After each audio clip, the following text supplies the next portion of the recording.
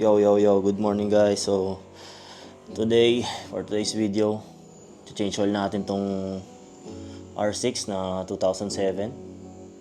Okay, Motul. Pakita ko sa inyo kung paano mag-change oil ng R6. First step, tatanggalan natin siya ng fairing sa baba. So, ito, ilaw tayo. Pakita ko sa inyo paano tanggalin tong side fairings niya. Ito, itong dalawa. Kailangan natin tanggalin to. At itong sa ilalim. So, ito, yung mga tornilyo. Isa, dalawa, tatlo, apat. Tapos meron sa likod. Ayan. Itong sa baba. Tapos, yung dito sa likod ng stand. Ito. Tapos, meron ulit dito sa gitna. Tapos, dito sa ilalim, meron siyang dalawang, ayan, ito. Kailangan i-push yung gitna. Mga plastic. Ayan, meron pang isa dito sa kabila. Ayan. Tapos, meron din ganun dito sa loob. Ito. Ayan, kita ba?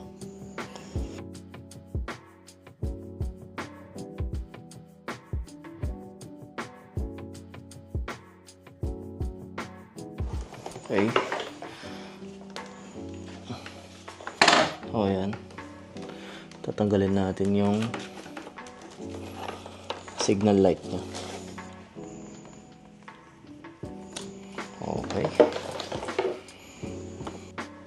So, sa R6, ang oil filter niya ay medyo pangit ang location, ano? Nandito sa side. Ito siya. Yan. Ito ang oil filter ng R6. So, hindi siya madaling tanggalin. Para magka-access, kailangan tanggalin yung side fairings. Tapos, kailangan din tanggalin itong cambio niya. It's either tatanggalin nyo dito or dito sa taas. Pag tatanggalin nyo, kailangan guhitan nyo para may palatandaan kayo. So, lagyan nyo ng marker para yung cambio niya hindi magbago yung position. So, ayan.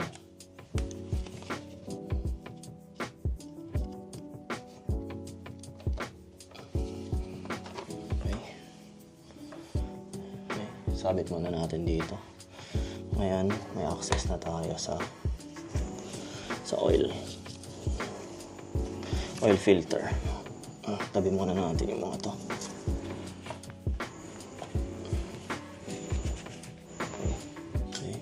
Drain plug.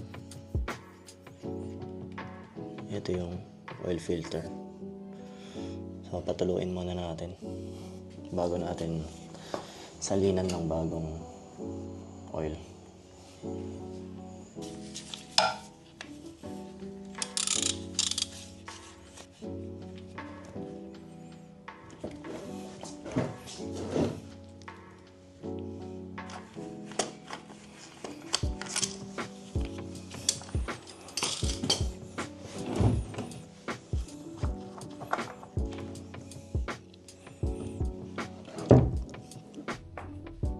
So, ang capacity nito 2.4 to 2.6 liters.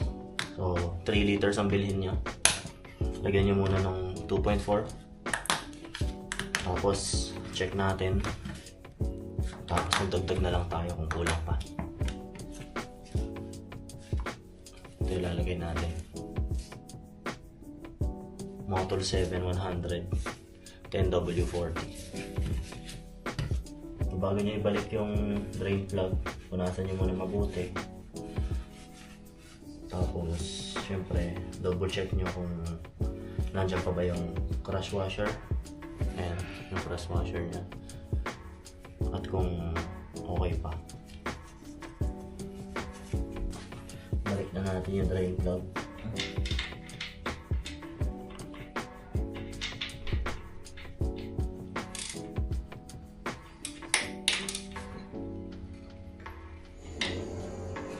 Tamang monkey type lang, huwag yung gorilla type. Tapos itong bagong oil filter niya. Lagyan natin ng konting oil bago natin ikabit. Lagyan ng konting oil. Tapos, basahin nyo lang. Basahin nyo yung labi. I-lube natin ng konti para smooth yung pasok, diba?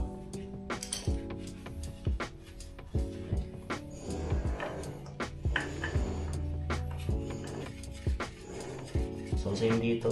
Hand tight lang. Huwag yung gorilla type. Baka di nyo na maalis sa susunod na magsa-service kayo. Balik muna natin tong cambio niya. So, sundan nyo lang yung palatandaan na ginawa nyo. Yung marker.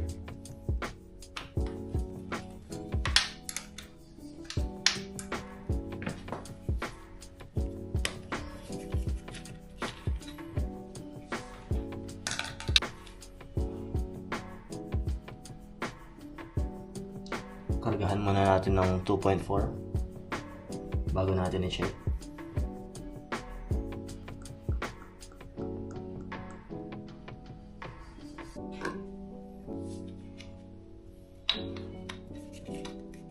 So sa 3 liters, tira tayo ng 600.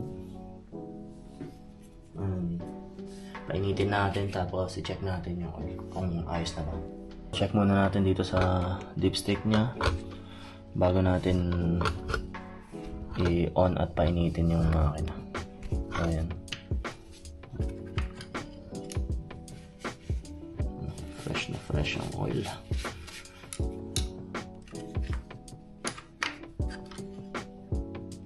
Okay, sa gitna.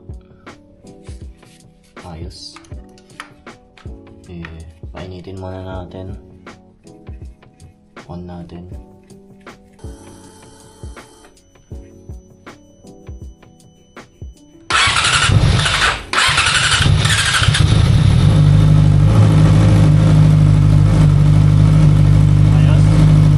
Napainit na natin yung makina. Check natin yung oil level bago natin ibalik yung mga fairings niya.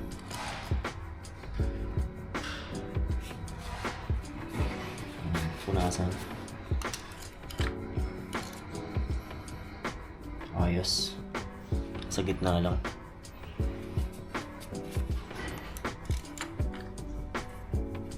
So, ganun lang kadali mag-change oil ng R6, ano? From 2006 to 2016. Yan, same lang lahat yan. Ganun lang kadali. So, balik na natin yung fairings niya. At pwede na tayo mag-ride ulit. So, yun lang. Thank you for watching. Ride safe palagi, guys.